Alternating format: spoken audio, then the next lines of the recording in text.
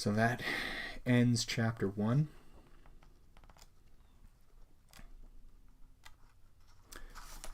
I had some thoughts along the way, but I love the way it begins with an explication, or it begins with a quote from Feuerbach, that man is what he eats, and then this chapter is really fitting in nicely with not just my liturgical theology classes, the perspective it seems to be forming in us, but also the perspective of church history that I read about earlier today, in which there is a kind of syncretism that exists in Orthodoxy. I know that word is a no-no, but whereby all the good that exists fragmentally and partially, and thus in a false way, is unified in Christ, such that any need, any true need that people find satisfaction in a myriad of ways, are ultimately unified in Christ. And that includes eating and drinking, the five senses, that we all have a desire to get everything we need from a single source, from God.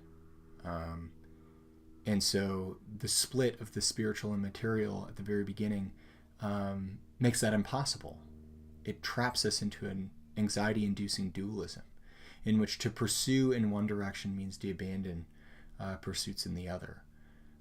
Whereas the unification of heaven and earth that takes place in and around Christ in the Eucharist and the mysteries, and the way that shapes our perspective towards our action in the world, and our contemplation of that action as an indissoluble whole that's unified by Christ.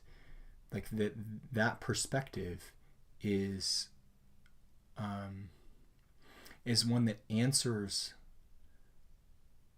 all questions.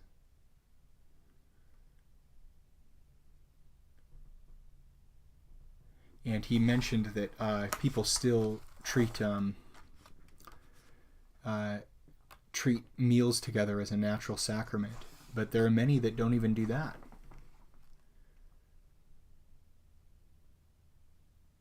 Because of the proliferation of fast food and the use of technological devices, which themselves are like little religions in a box, that enable you to astrally project into your own kind of Gnostic universe of signs and symbols that you participate in, and shape your awareness or lack of awareness of the world around you. You know, everyone sitting at the same table and yet everyone looking at their phones.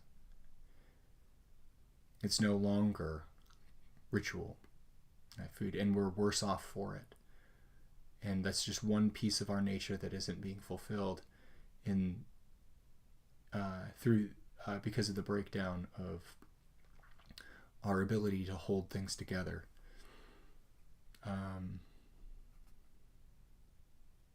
It's interesting.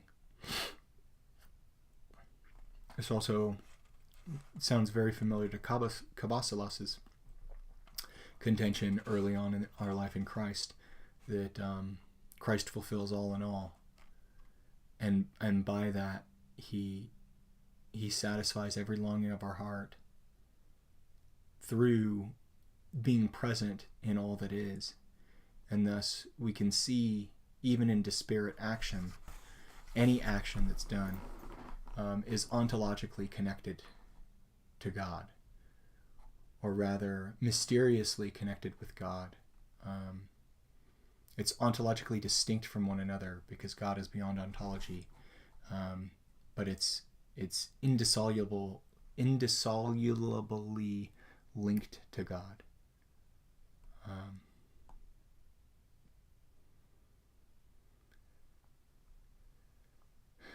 And thus, in the eating and drinking, in the various actions of everyday life, we find God in a myriad of faces, not because God is synonymous with those faces, but he's the one that makes all things what they are, and thus we encounter him in our friends and neighbors and in our food. We encounter him anywhere that there is something that claims partial fulfillment of us. When that thing is put in its proper context, it is found to be within God, within Christ. And when it is out of proper context, it becomes demonic. It's interesting. And thus unfulfilling. I think that's the point, is that it's not that things are arbitrarily off limits to Christians. It's that certain things lead to the disintegration of the person and their capacity for attention and for worship.